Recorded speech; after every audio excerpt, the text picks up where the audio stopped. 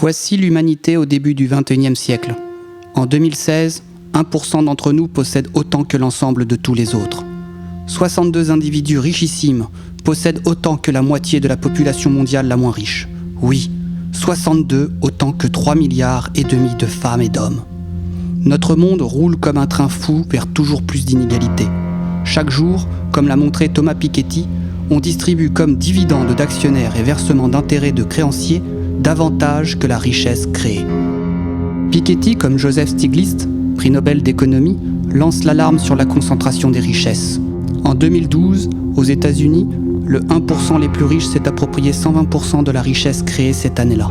Les 20% qui manquaient ont été volés aux 99 comme vous et moi, qui avaient gagné ces sommes auparavant. Les ménages s'endettent. Les bonnes nouvelles, vous le savez bien, ce n'est plus les salaires sont en hausse, c'est le crédit repart. Le monde des citoyens moyens et de leurs institutions est en train de devenir complètement insolvable. Quand les salaires ne baissent pas, ils sont rendus précaires. 80% des emplois offerts en France le sont sous forme de CDD. Les règles comptables et les stock options ont imposé le court-termisme, comme la nouvelle règle. Les lois qui interdisaient en France la spéculation ont été abrogées en 1885. La spéculation, c'était le progrès, c'était moderne. Qui peut croire vraiment au projet de réforme des candidats au présidentiel ? Aucun ne sort du cadre. Rien que du business as usual.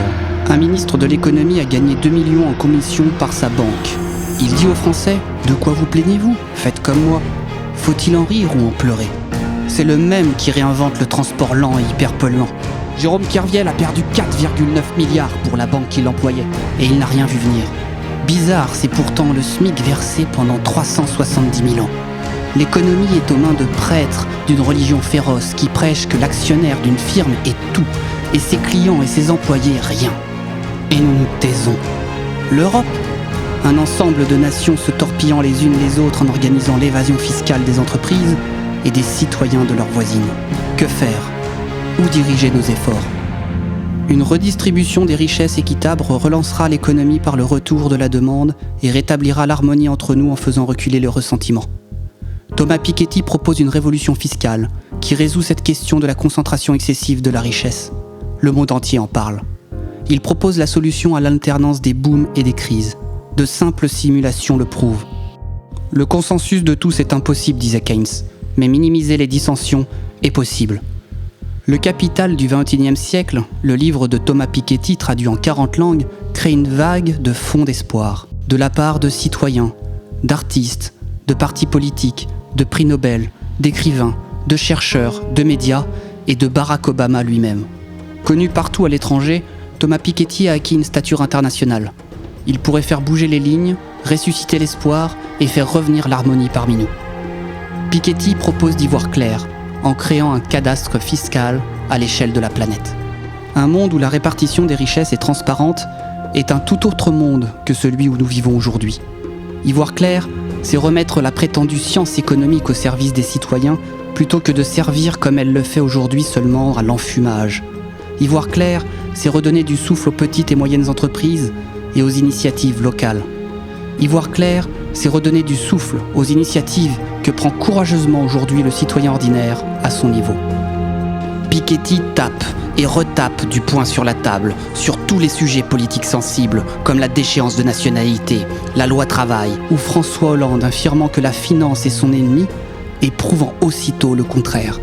Piketty défend l'honneur des gens intègres en refusant une légion d'honneur bradée pour des raisons purement commerciales ou pour soutenir des alliances indignes. Piketty affirme qu'il n'a pas vocation à être président de la République française, qu'il se préoccupe seulement de proposer des solutions. C'est sûrement vrai, mais voyez ceux qui s'imaginent aptes à remplir cette haute fonction et qui n'ont à proposer à nos votes que leur ambition personnelle. Son absence d'ambition politicienne fait précisément de Thomas Piketty l'homme de l'heure. Lui seul pourrait trouver en Europe, du fait de sa renommée internationale, les appuis nécessaires à réécrire des traités qui ne servent aujourd'hui qu'à défendre et imposer les intérêts des seuls marchands. Avec lui, la fraude fiscale aura enfin trouvé son maître. Le nouvel ordre monétaire international proposé par Keynes en 1944 sera à nouveau à l'ordre du jour. Thomas Piketty est capable de mobiliser les bonnes volontés à l'échelle de la planète tout entière. Pour que les hommes de bonne volonté de tout notre grand pays aient une chance, ceux de gauche et tous les autres de là et pour échapper ensemble à une présidentielle mesquine et manipulatrice. Thomas Piketty, c'est le moment de vous présenter à cette charge.